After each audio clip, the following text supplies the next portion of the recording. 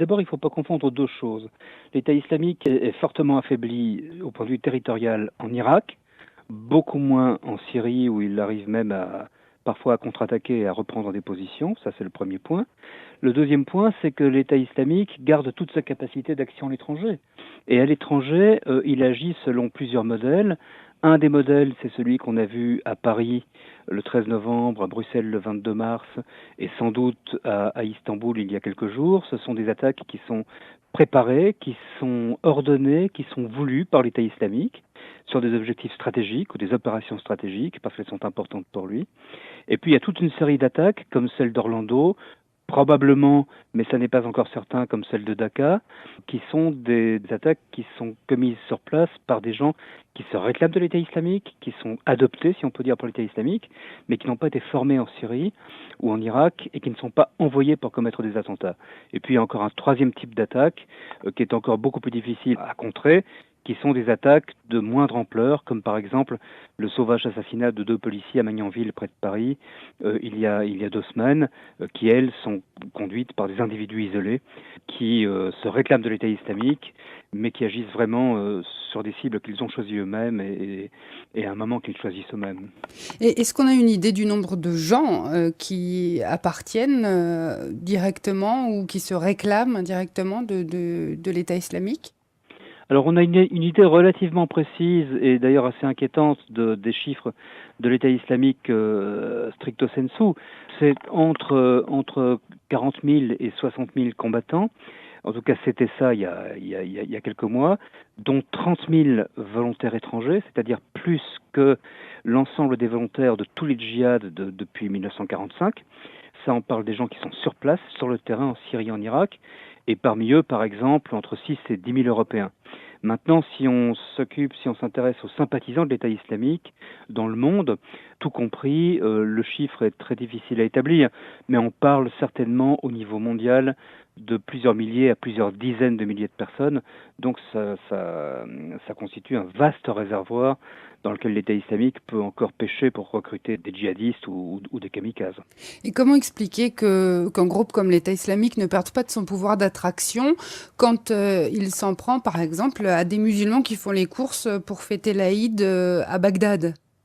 Oui, mais alors, les victimes de Bagdad, et Bagdad, c'est le pire attentat commis en Irak depuis très longtemps. C'est le pire attentat commis dans le monde entier depuis le mois de janvier, Avec plus de même 200 peut-être, morts, oui. même peut-être avant, puisqu'on est à plus de 220 morts Mhm. alors nous parlons. Mais ces morts sont des chiites. Pour les gens de l'État islamique qui sont des salafistes sunnites, les chiites sont pires que des chiens. J'utilise leur vocabulaire, hein, c'est pas le mien. Ce sont des gens qui ne méritent pas de vivre, qui sont des hérétiques, des déviants. Donc ce ne sont pas des vrais musulmans pour l'État islamique. Mais dans la rhétorique du groupe État islamique, il y avait aussi cette logique de représailles tournée vers les Occidentaux qui faisaient des victimes civiles dans des pays musulmans. Est-ce que c'est encore un argument qui est avancé par ce groupe pour légitimer ses actions? Tout à fait, c'est un argument qui est avancé. C'est évidemment un argument qui avait été avancé à Bruxelles le 22 mars et à Paris le 13 novembre. Donc ça, c'est un type d'attentat, les représailles, entre guillemets, contre l'Occident. Les gens de l'État islamique disent, vous nous tuez, vous bombardez nos écoles, vous nous tuez chez nous, nous viendrons vous tuer chez vous, vous ne serez même pas à l'abri au creux de votre lit. Et puis il y a une deuxième série d'attaques, par exemple ce qu'on vient de voir à Bagdad. Là, on est clairement sur des actes de guerre. L'État islamique est en position difficile en Irak, mais il montre que même s'il perd du terrain, et même si à un moment donné, il doit évacuer, ce qui est assez probable à court terme, la ville de Mossoul, qui est la dernière place forte qu'il tient en Irak, il reste capable de commettre des attentats. Justement, les armées conventionnelles des pays, que ce soit au Moyen-Orient ou en Europe, sont-elles préparées dorénavant à affronter ce type d'ennemis dans un conflit asymétrique à force d'avoir ce type d'ennemi-là, ou est-ce que ça reste toujours quelque chose d'extrêmement difficile à cerner, à cibler? Alors je pense qu'on est beaucoup plus préparé qu'on ne l'était il y a 15 ans, qu'on ne l'était au moment de l'Afghanistan en 2001, après les attentats du 11 septembre ou en Irak en 2003. Il reste que c'est extrêmement compliqué parce que quand vous avez affaire à une organisation asymétrique, tant que l'État islamique contrôle du territoire, on est dans un contexte assez classique, même si l'État islamique utilise des méthodes atypiques comme les attentats contre les civils. Mais on peut réduire le territoire en l'attaquant. Quand vous affrontez une organisation clandestine, comme l'État islamique va redevenir probablement en Irak dans les jours ou les semaines à venir, vous n'avez pas d'autre choix que de démasquer les réseaux, les traquer et éliminer physiquement les personnes avant qu'elles puissent passer à l'acte. Les mouvements terroristes qui commettent des attentats, c'est pas nouveau. Ça s'est vu beaucoup, ne serait-ce que de ces 50, 70 dernières années, même en comptant la Seconde Guerre mondiale et les mouvements de résistance clandestins. Est-ce que le recours à des attentats suicides, ça complique encore les choses pour riposter à ce type d'attaque? Alors vous avez raison de souligner qu'on a connu le terrorisme depuis très longtemps, hein. On a eu effectivement des mouvements de libération comme le Fatah palestinien à une époque qui a pratiqué le terrorisme. On a eu des organisations d'extrême gauche en Europe ou d'extrême droite Bien d'ailleurs, sûr. même moins. Mais c'était dans la plupart des cas, si on met à part l'extrême droite, c'était dans la plupart des cas du terrorisme ciblé. Donc on pouvait, en protégeant les cibles, c'est-à-dire les avions, les aéroports, les autorités, les bâtiments publics, on pouvait déjà réduire les possibilités d'action des terroristes. Deuxièmement, c'était des mouvances relativement réduites.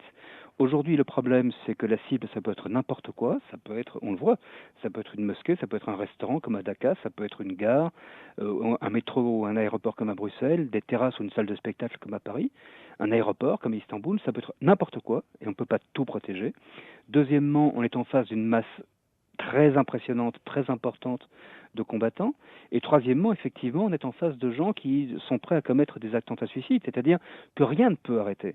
Donc effectivement, le fait d'avoir affaire à des suicidaires, à des kamikazes, des martyrs, comme ils se prénomment eux-mêmes, ça complique fortement les choses. Mais quelle réponse leur apporter? Parce qu'on ne peut pas éliminer tous les gens suspectés éventuellement un jour de passer à l'acte au nom de l'État islamique. Non, bien entendu, on ne peut pas éliminer tout le monde. Les gens qui sont, en tout cas si on prend le cas de l'Europe ou d'autres pays où la justice peut s'exercer, les gens qui sont à portée de la main de la justice, qui sont sympathisants de l'État islamique, je pense qu'il devient très très clair qu'il leur faut à tous un traitement judiciaire. L'État islamique est une organisation terroriste, meurtrière. Ceux qui sympathisent avec cette organisation ou qui rallient cette organisation prennent leurs responsabilités.